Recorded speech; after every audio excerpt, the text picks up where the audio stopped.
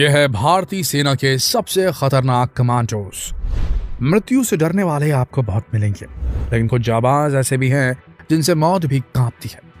हार से डरने वाले आपको बहुत मिलेंगे, लेकिन कुछ लोग ऐसे भी हैं जिनसे हार भी कतराती है। डर से डरने वाले भी आपको बहुत मिलेंगे, लेकिन आज इस वीडियो के जरिए हम आपको उनसे मिलाएंगे जिनसे डर भी खौफ खाता है। ये है दुनिया के सबसे खतरनाक योद्धा गोरखा। भारतीय सेना के शौर्य के किस्से तो हम सब ने खूब सुने हैं। सेना की अलग अलग रेजिमेंट्स की बहादुरी, उनके ऑपरेशंस के बारे में काफी किस्से मशहूर हैं, लेकिन कुछ ऐसी रेजिमेंट्स भी हैं जिनका जिक्र तो लोगों ने कई बार सुना है, लेकिन उनके बारे में ज्यादा कुछ जानते नहीं हैं।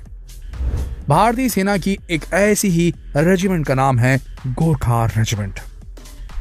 आखिर इनके बारे में क्यों ऐसा कहा जाता है कि ये वीरों में भी सबसे वीर माने जाते हैं?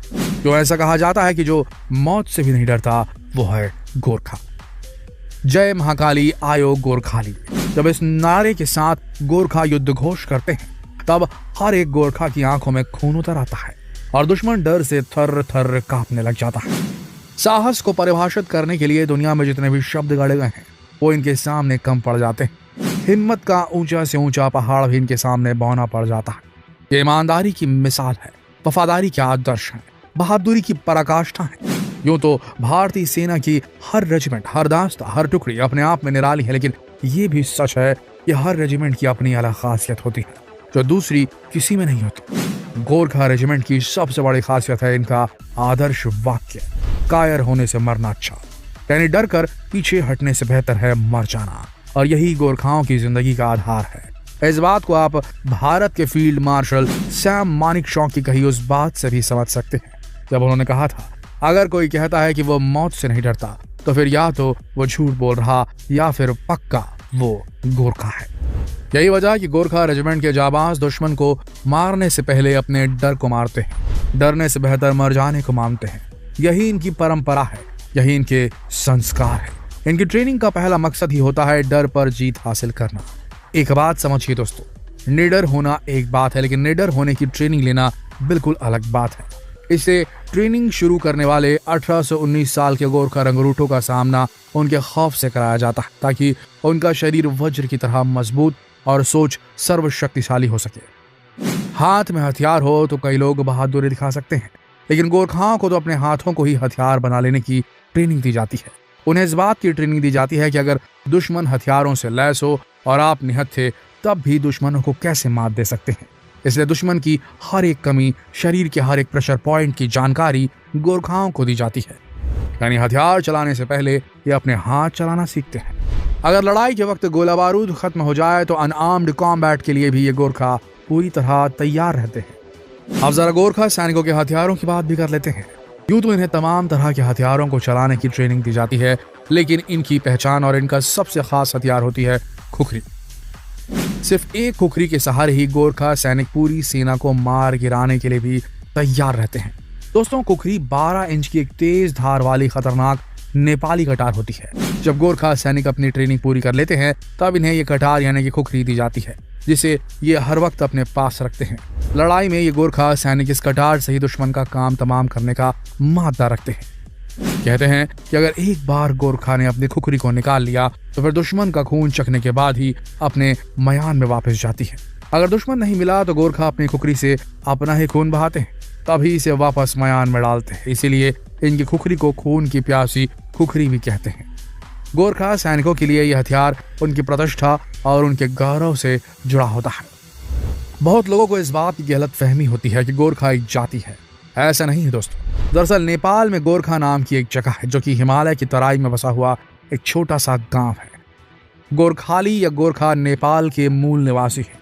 इन लोगों को ये नाम 8वीं शताब्दी में हिंदू संत योद्धा श्री गोरखनाथ ने दिया था।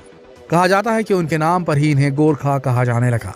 गोरखा किसी एक जाति के योद्धा नहीं, बल्कि पहाड़ों में रहने वाली सुनवार, गुरुंग, राय, मागर और लिंबू जातियों में से ही हैं। जब भी इनके घर में कोई बच्चा पैदा होता है तो गांव में आयो गोरखाली बोलकर शोर मचाते हैं। जन्म के साथ ही यहाँ के बच्चों को सिखाया जाता है, डर कर जीने से बेहतर है मर जाना। गोरखाओं के सालों से चले आ रहे वीरतापूर्ण इतिहास को देखकर ये कहा जा सकता है कि ये लोग बाइबॉर्न योद्धा होते हैं। जिनके जज्बे के आगे बड़ी से बड़ी मुसीबत भी घुटने टेक देती है। तो चलिए दोस्तों, अब हम जरा गोरखा रेजिमेंट के इतिहास पर गौर फरमा लेते हैं। आपको बताते हैं भारत में गोरखा रेजिमेंट कैसे बनी। ये बहुत ही इंटरेस्टिंग स्टोरी है। ये साल 1815 की बात है, जब ईस्ट इंडिया कंपनी का युद्ध नेपाल के राज परिवार से हुआ था। तब नेपाल को भले ही हार मिली थी, लेकिन नेपाल के गोरखा सैनिक अंग्रेजों के खिलाफ बहुत जाबाजी से लड़े थे और उनको बहुत भारी नुकसान पहुंचाया था। गोरखाओं के इस अदम्य साहस से बढ़े अंग्रेज अफसर सर डेविड ऑक्टरलोनी इतने ज्यादा प्रभावित हुए कि उन्होंने गोरखाओं के लिए अलग रेजिमेंट बनाने का फैसला कर लिया। और फिर 24 अप्रैल 1815 को गोरखा रेजिमेंट की नींव पड़ी। अगले साल यानी 1816 में जब नेपाल राज परिवार और अंग्रेजों के बीच संधि हुई तो ये फैसला हुआ कि ईस्ट इंडिया कंपनी में गोरखा रेजिमेंट बनाई जाएगी, जिसमें सारे सैनिक सिर्फ गोरखा होंगे। तब से लेकर आज तक गोरखा भारतीय फौज का जरूरी हिस्सा बने हुए हैं और तब से ही उनकी बहादुरी के किस्से दुनिया भर में कहे और सुनाए जाते रहे। दोस्तों, गोरखा रेजिमेंट ने शुरू से ही अपनी बहादुरी का परचम लहराया और अंग्रेजों के तमाम अहम युद्धों में उन्हें जीत भी दिलाई। पहले विश्व युद्ध में करीब 2 लाख गोरखा सैनिकों ने हिस्सा लिया था, जिनमें से 20,000 सैनिक शहीद भी हुए थे। इन्होंने दूसरे विश्व युद्ध में भी अंग्रेजी फौज की तरफ से हिस्सा लिया और बहुत बहादुरी से लड़े। इनकी बहादुरी देखकर खुद हिटलर भी हैरत में पड़ गया था और उसने भी अपनी सीमा में गोरखा रेजिमेंट बनाने का फैसला कर लिया था। 1947 में जब भारत आजाद हो रहा था, तब भारत, नेपाल और ब्रिटेन के बीच एक समझौता हुआ था, जिसके तहत 6 गोरखा रेजिमेंट भारतीय सेना में ट्रांसफर कर दी गई, जबकि बाकी गोरखा रेजिमेंट अंग्रेजों के साथ ब्रिटेन चली गई। आप जानकर हैरान हो जाएंगे कि आज भी ब्रिटेन की फौज का एक अहम हिस्सा है गोरखा रेजिमेंट। हालांकि आजादी के वक्त जो गोरखा अंग्रेजों के साथ जाने को तैयार नहीं हुए, उनको लेकर भारत में एक और गोरखा रेजिमेंट बनाई गई।